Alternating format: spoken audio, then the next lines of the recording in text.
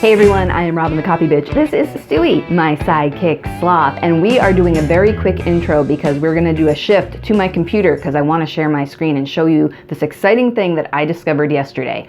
One of the most common questions I get from new copywriters is this: how do I find copywriting clients? How do I find them? Do I have to network and send cold emails and call people and stuff? That's one way, but wouldn't you like it more if the clients came to you?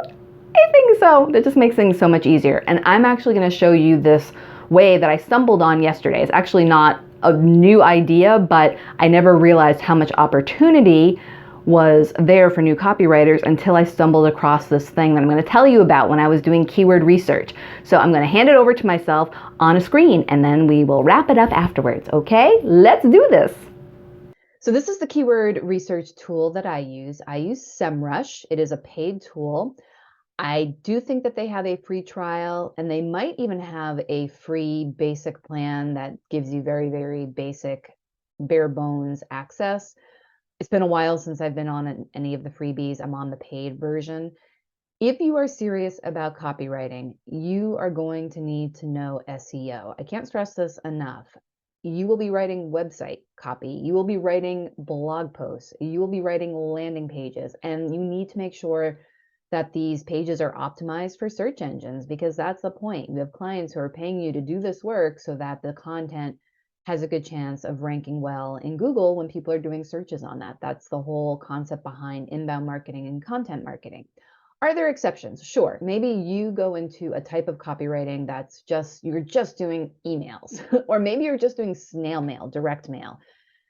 Okay, maybe you don't need to know SEO the way other copywriters do, but if you're just starting out and you're kind of just accepting all the work that's out there, I can almost guarantee when you're working with small businesses, they're going to need help with their website, with their blogging, with their social media, with their paid ads, and you just need to know search engine optimization. So I will get off my soapbox now, but you will need a keyword research tool, and there are some good free ones out there. I will include links in the description. I'm also writing a longer blog post about this topic, and I will include links in there. The top one that comes to mind is Google's Keyword Planner, and that's free, and you can use that and do a search on, how to use Google's Keyword Planner. I'm sure there are articles and tutorials on how to use that, and that will be fine for your purposes and for the purpose of this exercise. But because I use SEMrush and I'm comfortable with it and I'm familiar with it, this is what I'm going to use for this video.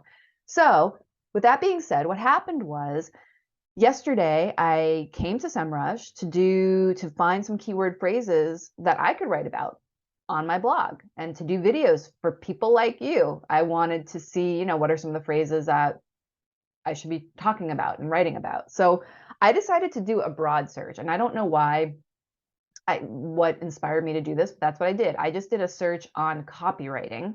And then what I did, and what I like about SEMrush, is that I then sorted the copywriting list based on the keyword difficulty. So the keyword difficulty is here. Let's see if I can get the little explanation to show up. Shows you how hard it would be for a website to rank organically in the Google top 10 for the analyzed keyword. The higher the percentage, the harder it will be to achieve high rankings. So what I did was I sorted the column from smallest to highest, because as you can see, when it's a smaller percentage, your chance to start ranking new pages is very easy, very easy. I don't know if you can see this color, but it's a dark green. When it's a dark red, that's when it's really hard. So that's one of the reasons why I like SEMrush. It makes it very easy to understand, okay, what are some keyword phrases that I can target?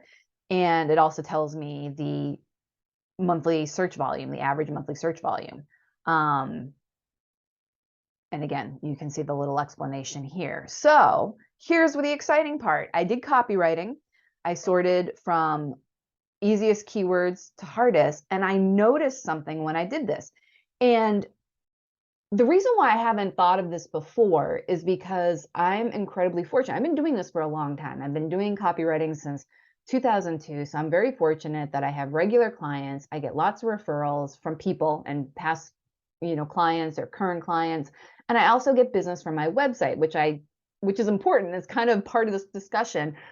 But I never really thought about creating focusing on a niche or a niche, depending on how you say it, because I'm a generalist.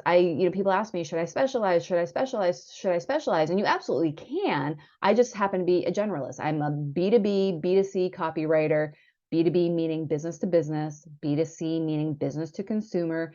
And I write for a variety of topics, not highly technical.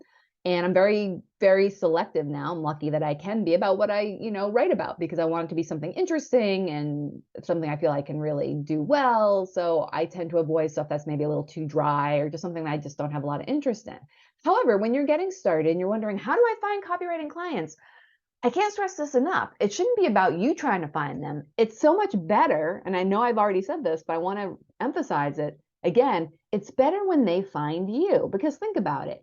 If someone knocks on your door and says, hey, I've read your work, I want to work with you. I really think I like your style. I think you get it. I want to work with you. That's more than half the battle. Like, they're interested in you. You don't have to sell them on the idea of, hey, you might benefit from using a copywriter and I can really help. Like, they've come to you knocking on your door, and now it's a matter of talking to them and seeing if you're a good fit and then negotiating prices, which is a separate thing. But still, like I said, this is more than half the battle. So this is why I emphasize you need a website. Your website should be working for you. And I know that there are some other copywriting channels out there that talk about the fact you don't need a website, and you don't necessarily, absolutely, it's not a law saying you must have a website to be a copywriter. I'm recommending it because it's the easiest way over time to have people find you, and it makes the selling part a lot easier. So if you aren't a natural seller, if you have a hard time with networking or doing cold calls or sending cold emails, or you're just not having any luck with that, this is another approach. And actually, I think ultimately a better approach, an easier approach, but your mileage may vary and everyone's different. And that's the beauty of this world. So anyhow, for those of you who are struggling, or you're thinking, I just can't, pick up the phone and just call a company, here's what I recommend. And this actually gets back to the whole idea of, should you specialize? When people have recently asked me this question, I haven't really been able to give a firm answer. But now that I'm looking at this information in here, and this is a very small sampling, I would say yes. Like, focus. If you have three to five areas that you feel you're an expert in, that you're passionate about, that you feel you can write the heck out of it, yeah. And do your keyword research to see what matches up. So here's what I want to show you. This is what surprised me, and it shouldn't, because of course it shouldn't, but here, look at this. Here are some of the search phrases: alternative health copywriter, automotive copywriter, aviation copywriter, bilingual copywriter, CBD copywriting. That's, cannabis oil. I don't forget what the acronym stands for, but you get what I'm talking about. Copywriting for dentists, copywriting for therapists. The other thing I like about SEMrush is when someone plugs something into Google, we don't always know their intent. We can guess sometimes, but not everyone who plugs in like copywriting into Google is necessarily looking for a copywriter. Some people might be looking for a copywriter. Other people might be looking for education materials, like the stuff I put out to new copywriters. What I like about SEMrush is that based on its, algorithm and machine learning and everything, it indicates what phrases might actually be considered commercial. Like, the user wants to investigate brands or services, indicating this is someone who's interested. They're in that middle of the funnel stage. They also label things educational, informational, educational, and also transactional. And someone's like ready to like buy. So think about that. Like, if someone's searching on automotive copywriter, there are 20 searches a month. It's a phrase that you could actually rank very well for over time if you put out good content. That I can guarantee at least some of those searches, someone's looking for a copywriter who can speak automotive language. Now, maybe it's a local car dealership. Maybe it's a marketing firm that does a lot of selling into automotive companies. Maybe it's a company that sells into the automotive space. Okay, aviation copywriter, same thing. Maybe you have your pilot's license. I know I have a bunch of friends who have their pilot's license, and that's just like their thing, their hobby. They're passionate about it. Maybe you do. And if you do, you're already a step ahead of a lot of other writers like me, because you have a sense of the jargon, the terminology. And between that and your writing chops, you could possibly become an aviation copywriter. That could be one of your specialties. Bilingual copywriter. Do you know another language? People are looking, 20 searches a month. CBD copywriter, copywriting for dentists. Now that's something that, hopefully all of us go to the dentist, we get that, but maybe, so that's something I could do. I actually have written for dentist websites before. So, but again, these are people, they're small businesses probably looking for that, or maybe it's a marketing firm again that sells into that space. Copywriting for therapists, cybersecurity copywriter, environmental copywriting, food copywriter. Look at that, 40 searches a month, 3, which means this is very easy. If you want to focus on food copywriting, now maybe you spend some time working in a restaurant, maybe you spend some time cooking in a restaurant, maybe you just you're a great home cook, you follow all the cooking shows, maybe you've worked for a brand that, some sort of food brand in the past, maybe this becomes your one of your niches, one of your niches, again, however you want to say that word. Holistic health copywriter. I know I have talked to some folks who are very much into the alternative health and holistic health. Look at that, 30 searches a month. So that could be a thing. LinkedIn profile copywriter. Look at that, 20 searches a month. Talk about an easy service you could offer. Like, there are people out there who are looking to optimize their LinkedIn profile, probably for search, probably to, put out their best face forward to customers and clients. That could be like a great service that you could offer for like a set fee and get some, serious scratch coming in and build your profile that way, and possibly even, upsell, because you might be working with someone who's in a company and they can refer you to the marketing department. You get my drift. Look at this.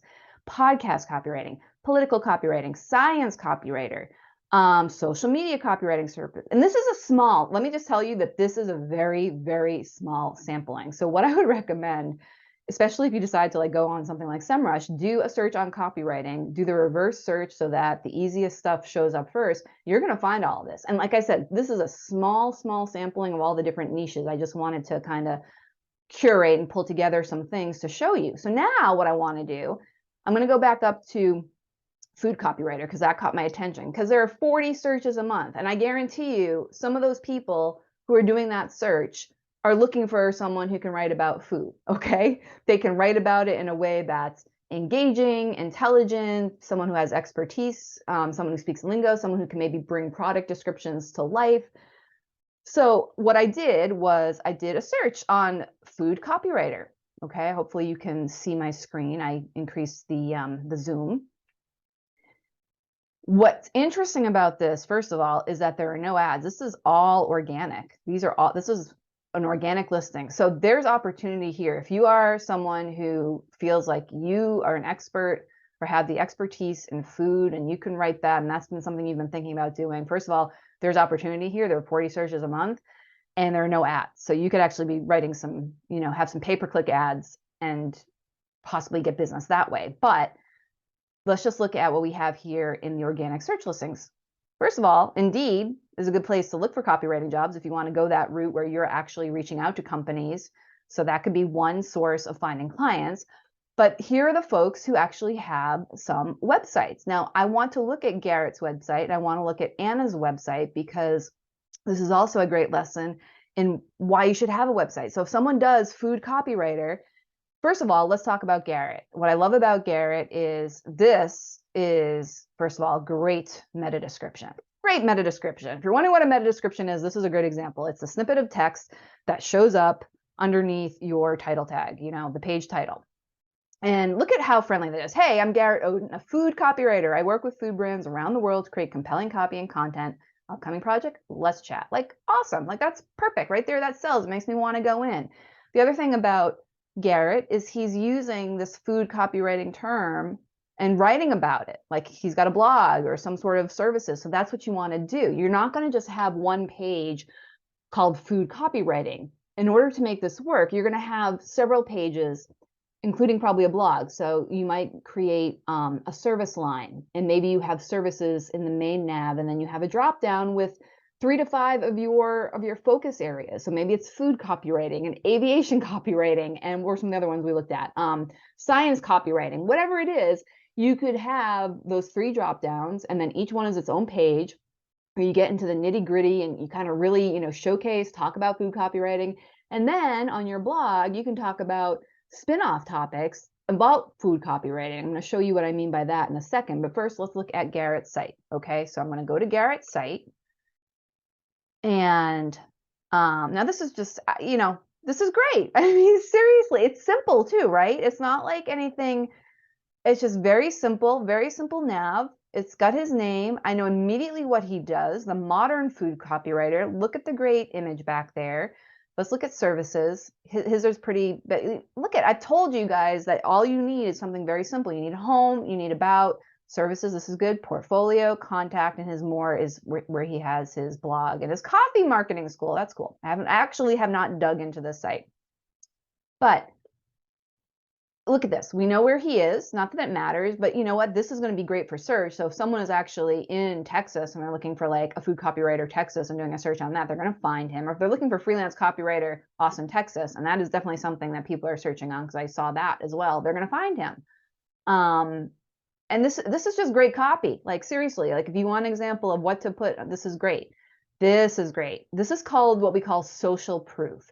So this is showing prospective clients, hey, like I'm not, I've actually worked with, here's some of the brands I've worked with. Now, listen, I know if you are just starting out, you're not going to have that. And that's okay.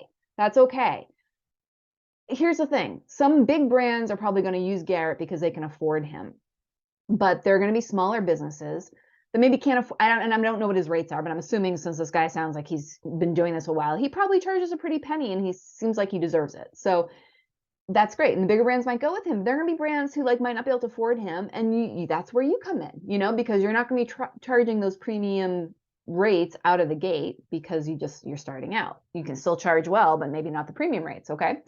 And the other thing that you have to remember too, is you never know how someone's going to come in. Like your site might actually rank higher than Garrett's at some point or one of your blog posts. So that's how you have to think about it. Again, I have not this. I'm looking at this site for the first time with you. I did come to his site briefly, but I did not scroll. So now your food product is awesome, but look at this. This is just great. You're not getting great conversion rates. Your product packaging sounds meh. This is great. This is just good copy. I like Garrett. This is showing more social proof because we have, we have quotes from customers. This is good. This is good. Okay. So here's a great example. By the way, guys, I know I've had questions about, should I, aren't these badges kind of like no, they're not misleading. It's more social proof. And this is the great place to put it in the footer. And this is a great footer, by the way. I'm digging this, except he needs to update his copyright. But other than that, this is looking good. I'm just curious as to what his about page looks like. Like I said, I'm looking at this with you. Look how simple this is. Again, simple. I have no idea if this is a template or custom design or what, but the nice thing about some of the out-of-the-box websites these days is that they do look good. And you can go to a place like Fiverr and find someone on, who can do a good job for a budget-friendly cost. I know it can be really hard when you're starting a business, like you're working on a shoestring budget, but here's the thing, you need a budget. Like you're starting a business, you need to invest some scratch into it. Might not be a lot, but you do. So, whether that's a keyword tool, a designer to help make your website look really good, those are the things you have to do. And these are the things to pay attention to. This is why you need a website, because if I'm looking for a food copywriter and I land on Garrett's site, like I'm taken, like I haven't even hit his portfolio yet and I'm taken. So let's look at his portfolio. Okay. If you want an idea for portfolio, here, this is good. All right.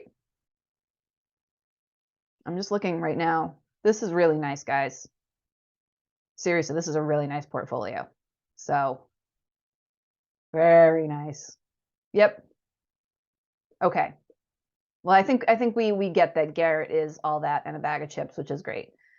So I'm going to do food copywriter again because I want to look at the other site that had come up at the top. And this is Anna Bradshaw. I did look at her site briefly yesterday. See, it says I visited yesterday. So let's go here. And I thought her site, I did not dig in, but I thought her site was great too. All right. And she has the light box with, that's just fine. Again, very simple. Like there's nothing flashy about this. It's just warm. It's friendly. Immediately we know what she does. She's a content strategist and copywriter. Hire me to help you sell more food, beauty, fashion products online with crystal clear copy. I'm Anna Bradshaw, and I write copy that sounds pretty and sells like freezer pops on the hottest day of July. Awesome. Like, seriously, I know exactly what she does. I know her areas, her focus areas, and I'm getting a sense of her style from that one line, and it's fabulous. I think it's fabulous. Now, here's the thing. There might be someone who looks at this and sounds like, yeah, it's a little bit too playful for what we're looking for. And that's okay. You know, they'll go on to someone else, maybe you, but there are going to be plenty of people who are looking for exactly the type of copy that Anna is producing. And, you know, she looks like she's very friendly and nice. I mean, I know she's smiling in a picture. That's everyone looks friendly and nice, but seriously, this is the type of thing. It does not have to be flashy. You know, again, she has that social proof. I just, and again, more social proof. You know, these are cream of the crop folks, but they're not doing anything that you can't do. You know what? I'm curious. Let's look at aviation copywriter. I did not look that up. Let's just see what comes up. I'm kind of curious. Aviation copywriter. Let's see what comes up. Oh, look at this. You know what? So here's something to think about. There's actually a company called the Aviation Copywriter. So that could explain a little bit about why that does have, and that's something you have to think about. I didn't realize that might actually be a name of a business. So that could be why that's getting 20 searches a month. But still, this is someone who's just talked to, you know, again, look at this. This is a great site. This is good, you know, this is their specialty. I'm just curious if this is a person or if this is like a team. Whoops. All right, I don't have time to really, I don't want to like take forever, but let's look up another one.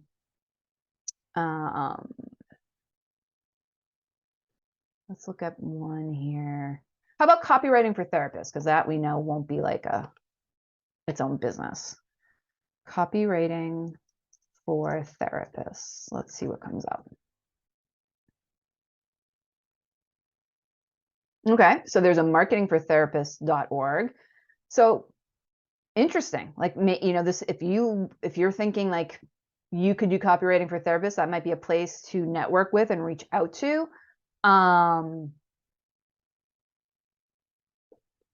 So there's interesting things here.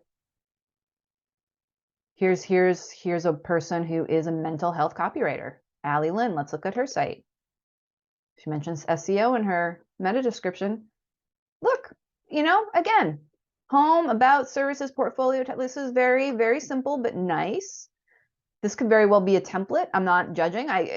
It's great. I mean, you know, this looks like it's a real picture, so this is good. This is why you need that. People are doing the searches, and if they're looking for someone who, you know, when someone's doing a search on like mental health copywriting or mental health copywriters or copywriting for therapy, they're looking for something very specific. They want to see that you have the expertise to speak the lingo. They're looking for someone, they don't want that learning curve.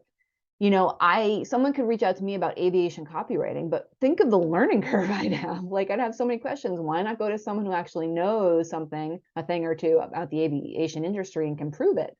So this is my point, guys. If you are looking for ways to find clients, think about the area, and I say specialize at this point. Think of 3 to 5 areas that you're passionate about, that you know you could write the heck out of it, because either maybe you've, you know, spent a past life in that business. Maybe you've worked in the industry. Maybe it's been a hobby that you've been doing for the last 20 years.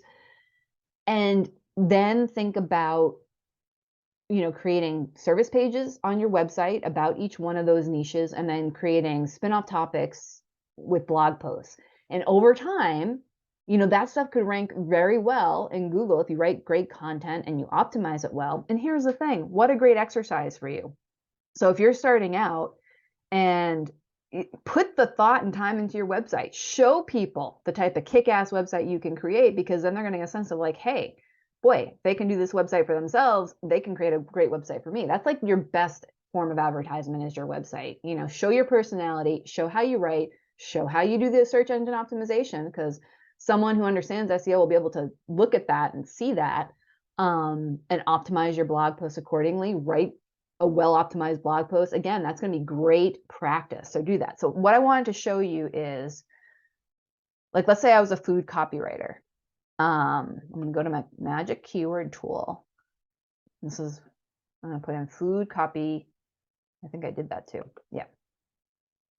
I was preparing for this video. So food copywriters, curious as to what other phrases, because this is what I like about SEMrush, is that I put in that phrase, but then it's like, okay, there's that phrase again, 40 searches a month.